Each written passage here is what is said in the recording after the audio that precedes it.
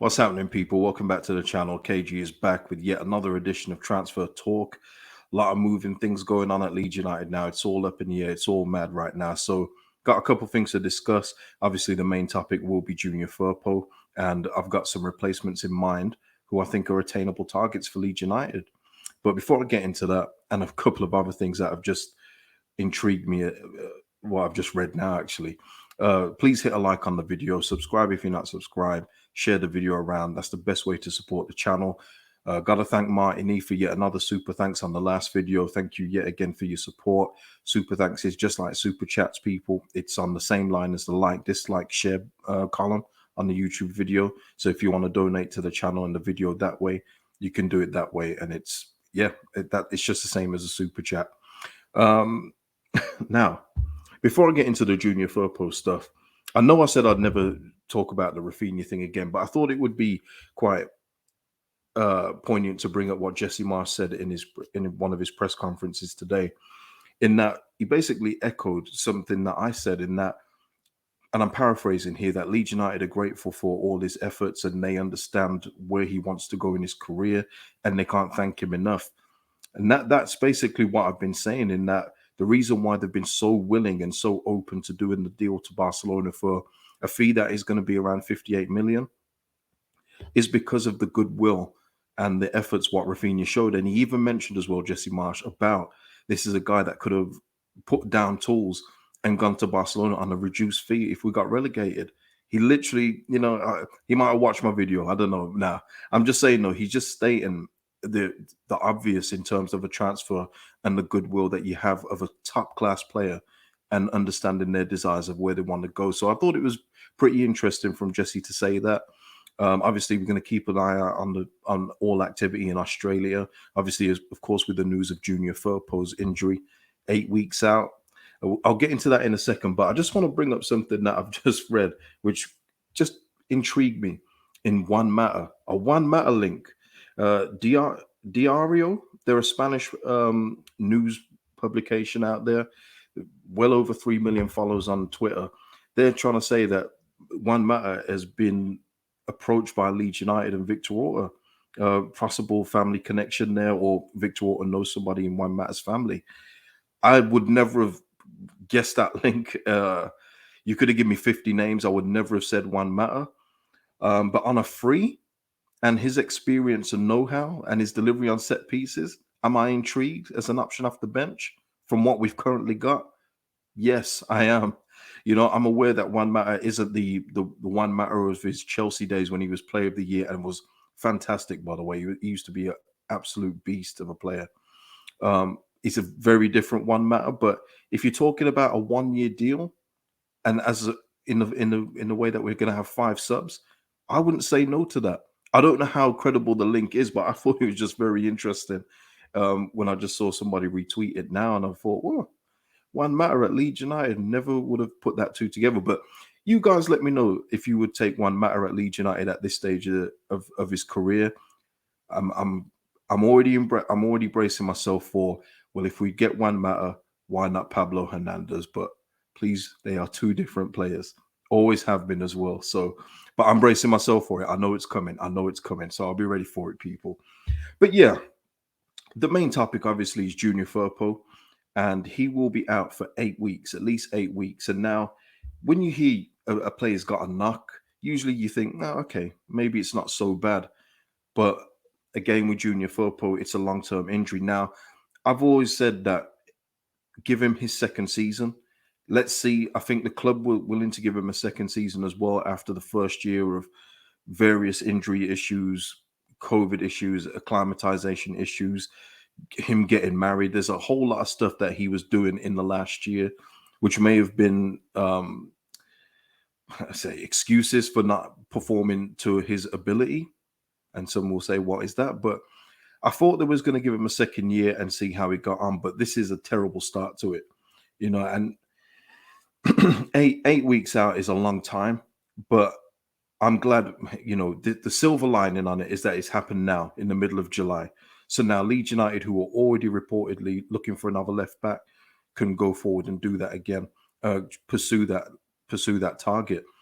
And I mean, I've got some names in mind, and I'm going to bring them up here that I think would be good left backs for Leeds United to recruit. But in terms of Junior Firpo, we're going to have to persist with him this season because he's not going anywhere. No one's going to take a player that's currently injured or and has had a bad season like he did last year. So he's here this season. What we have to do now is get a left back who will not only provide competition for Junior Firpo, but possibly supplant it from the team. So when this left back comes in, there's a good chance that Junior might have a hard time getting back in the team, but that's only a good thing for Leeds United because it means that the signing has worked out. So for me, is it a case of giving up on Junior Firpo? We don't have that option to do that. And it's as simple as that. So he will be one of the left backs this year, but let's see who we can get in as his competition. Now I've got some names here. I'm gonna go through them with you now. Let's go. Let me get my thing up here. Pause. So now, right, obviously, now this will suit a lot of you because a lot of you guys love the Prem proven stuff. Well, I've actually gone for Prem players here. So you guys, you should love it, right? You should love it. But this is more so because I actually do think that they could do a more than reasonable job at Leeds United. And I'll give reasons why for each player, right? So obviously the first one would be Sergio Reguilon, who's currently at Spurs. Apparently, according to Sky Sports and somebody who's been on the channel before, Michael Bridge, who's a Spurs fan, he looks Sevilla bound. But hey, transfers are hijacked. So if we could possibly go in for him and he was open to coming to Leeds, he would definitely be my first choice. So Sergio Reguilon, for obvious reasons. I think he's got the talent, the quality. I think he just needs a manager that believes in him again because Conte clearly doesn't believe in him as he hasn't taken him on the South Korea tour with Spurs, along with other French players. So yeah, Sergio Reguilon for me would be the first choice, but maybe that one's out of reach now with Sevilla involved. Maybe he wants to go back to Spain. Second on the list here is Rico Henry. I mentioned Rico Henry because now they've brought in Aaron Hickey, who was somebody that I did say on my transfer targets that I think he would be a good signing for Leeds. Brentford have now got Aaron Hickey. So does that mean that Rico Henry's time at Brentford maybe he won't get as many starts as he did before?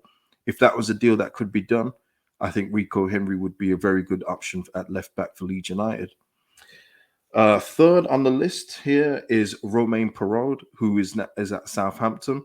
Again, he had a bit of an up and down time at Southampton last season, but you could tell when he played. I mean, I watched Southampton a fair bit, and he looked good. He looked very good. His problem was he had Livramento on the right, which pushed Walker Peters out to the left. So then he was getting frozen out in that position.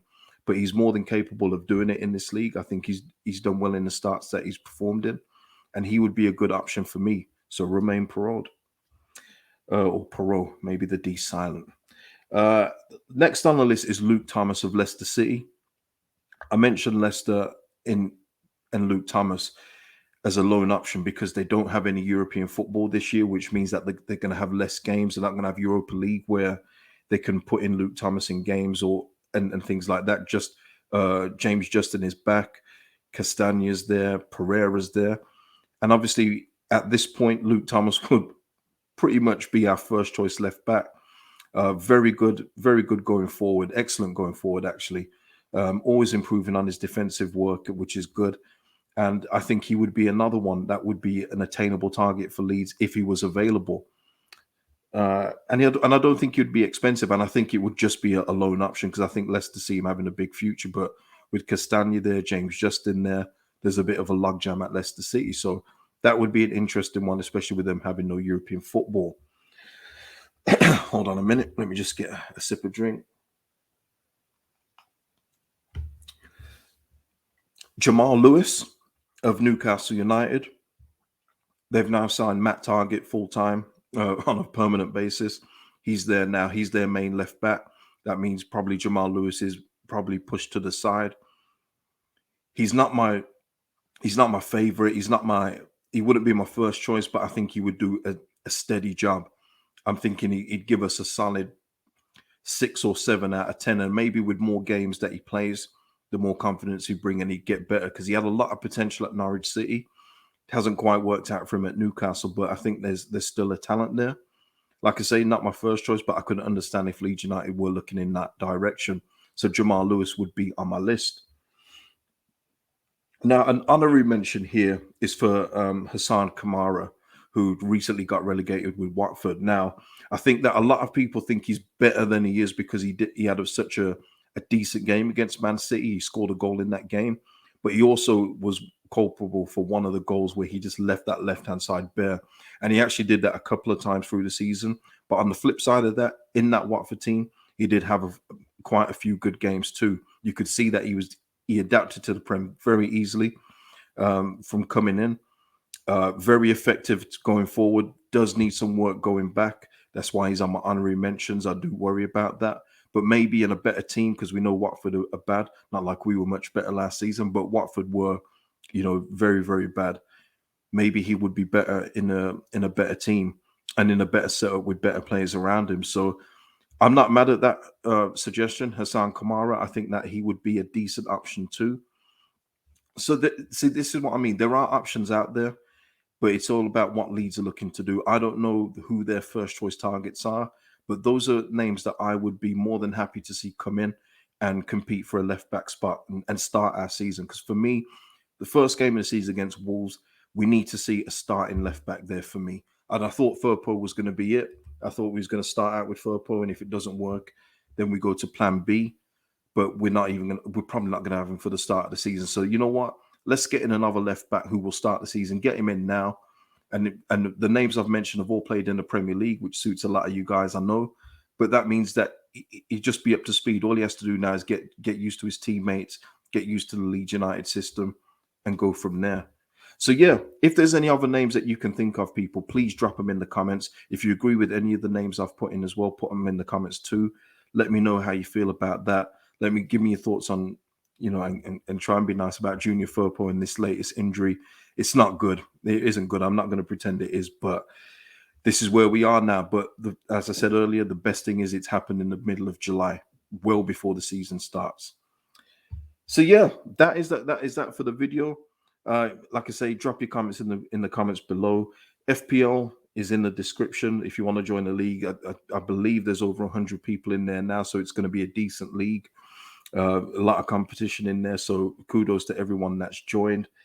Have I got anything else? Don't think there's anything else here. Tell you what, while I'm recording, let me just check. I don't think there's anything else, people. No, that is it.